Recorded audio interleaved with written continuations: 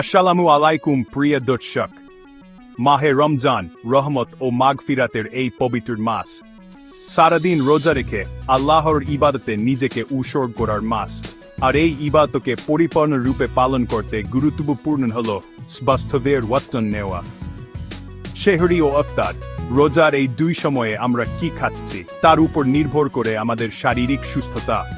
সারাদিনের কর্মক্ষমতা ধরে রাখতে এবং সুস্থ থাকতে পুষ্টিকর খাবারের বিকল্প নেই। আজকের ভিডিওতে আমরা জেনে নেব মাহে রমজানের সেহরি ও ইফতারের জন্য কিছু স্বাস্থ্যকর এবং উপাদেয় খাবারের তালিকা। চলুন তাহলে শুরু করা যাক।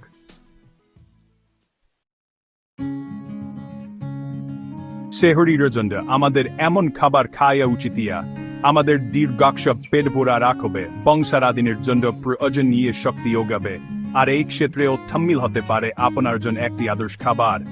ওটমিলের ইয়েছে প্রচুর পরিমাণে ফাইবার আদির বেধিরে হজম হওয়া এবং দীর্ঘ সময় পেট ভরা রাখতে সাহায্য করে। ফলে সারাদিন আপনার ক্ষুধার্ত লাগবে না এবং আপনি আপনার সকল কাজে মনোযোগ দিতে পারবেন। এছাড়াও ওটমিলে রয়েছে প্রচুর পরিমাণে কার্বোহাইড্রেট, যা আপনার শরীরকে সারাদিনের জন্য প্রয়োজনীয় শক্তি যোগাবে। আপনি চাইলে আপনার ওটমিলকে আরও সুস্বাদু এবং পুষ্টিকর করে তুলতে পারেন। এজন্য আপনি ওটমিলের সাথে দুধ, দই, ফল, বাদাম, কিশমিশ ইত্যাদি মিশিয়ে খেতে পারেন।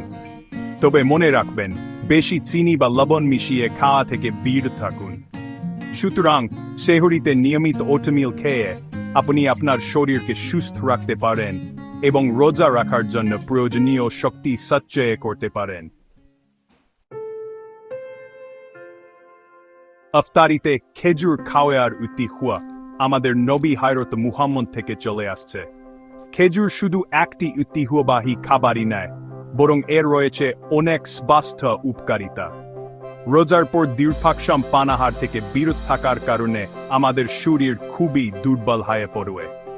এই সময় দ্রুত শক্তি ফিরিয়ে আনার জন্য খেজুর খুবই কার্যকরী। খেজুরে রয়েছে প্রচুর পরিমাণে প্রাকৃতিক চিনি, যা ক্ষণিকের মধ্যেই আমাদের শরীরে শক্তি ফিরিয়ে আনতে সাহায্য করে।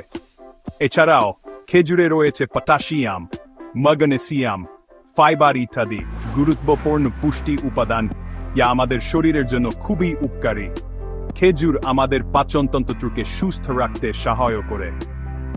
এছাড়াও খেজুর রক্তে শর্করার মাত্রা নিয়ন্ত্রণে রাখতে সাহায্য করে। তাই ইফতারিতে কয়েকটি খেজুর খেয়ে রোজা খোলার অভ্যাস করুন। এতে আপনার শরীর সুস্থ থাকবে এবং আপনি রোজার ইবাদত পরিপূর্ণভাবে পালন করতে পারবেন। চ্যাপ্টার 3, ডিম প্রোটিনের ভান্ডার। সেহরির পুষ্টি। সেহরিতে আমরা অনেকেই হালকা কিছু খেতে পছন্দ করি, তবে সারাদিন রোজা রাখার জন্য শরীরের যথেষ্ট পুষ্টির প্রয়োজন। এক্ষেত্রে ডিম হতে পারে আপনার জন্য একটি ভালো বিকল্প। ডিম প্রোটিনের একটি সমৃদ্ধ উৎস। একটি ডিম থেকে আমরা প্রায় 6 গ্রাম প্রোটিন পেতে পারি। প্রোটিন আমাদের শরীরের পেশি গঠনে সহায়তা করে। এছাড়াও ডিম আমাদের দীর্ঘক্ষণ ক্ষুধার্ত থাকা থেকে বিরত রাখে। ডিমে রয়েছে ভিটামিন ডি, যা আমাদের হাড় ও দান্তের জন্য খুবই গুরুত্বপূর্ণ। আপনি চাইলে বিভিন্নভাবে ডিম খেতে পারেন। সেদ্ধ ডিম, ডিম ভাজা, ডিম অমলেট ইত্যাদি বিভিন্নভাবে ডিম তৈরি করে খাওয়া হয়। তবে মনে রাখবেন, বেশি তেল দিয়ে ডিম ভাজা স্বাস্থ্যের জন্য ভালো নয়। সুতরাং সেহরিতে নিয়মিত ডিম খেয়ে আপনি আপনার শরীরের প্রোটিনের চাহিদা পূরণ করতে পারেন এবং সারাদিন এনার্জেটিক থাকতে পারেন।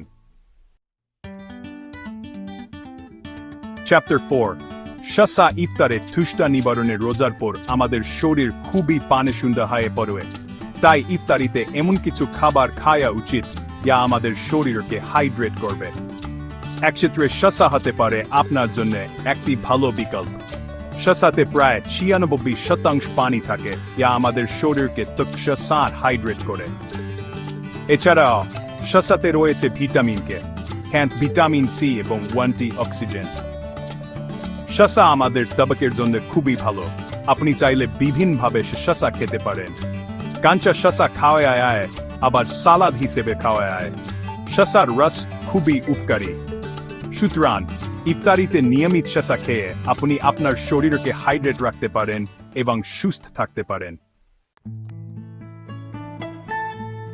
চ্যাপ্টার 5 আপেল, সেহরি ও ইফতার।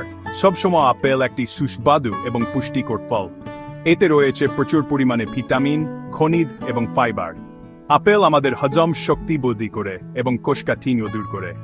এছাড়াও আপেল আমাদের রোগ প্রতিরোধক ক্ষমতা বৃদ্ধি করে।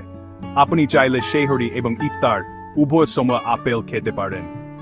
সকালে একটি আপেল খেলে সারাদিন এনার্জেটিক থাকতে সাহায্য করে। আবার ইফতারির পর একটি আপেল খেলে হজম ক্রিয়া ভালো হয়। তাই আজ থেকে আপনার খাবার তালিকায় আপেল রাখুন এবং সুস্থ থাকুন। সুস্থ থাকুন, আল্লাহর রহমত লাভ করুন। প্রিয় দর্শক, আশা করি আজকের ভিডিও আপনাদের জন্য উপকারী হয়েছে। মনে রাখবেন, সুস্থ শরীর আল্লাহর দান, আর এই রমজানে আমাদের উচিত সুস্থ থেকে আল্লাহর ইবাদত করা। সুতরাং স্বাস্থ্যকর খাবার খেয়ে এবং নিয়মিত ব্যায়াম করে সুস্থ থাকুন এবং আল্লাহর রহমত লাভ করুন।